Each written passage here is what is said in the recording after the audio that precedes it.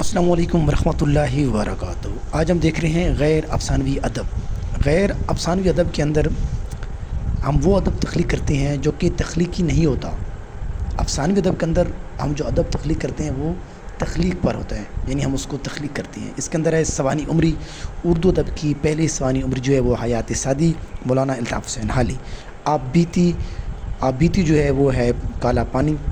اور خاکہ نگار جو ہیں وہ سب سے پہلے مرزا فرات اللہ بیگ نذیر کی کہانی، کچھ اس کی کچھ میری زبانی۔ سفرنامہ پہلا جو سفرنامہ ہے وہ ہے عجائبات فرنگ یا تاریخ یوسف کمبل پوش۔ مکتوب نگاری کے اندر مرزا اسد اللہ خان غالب۔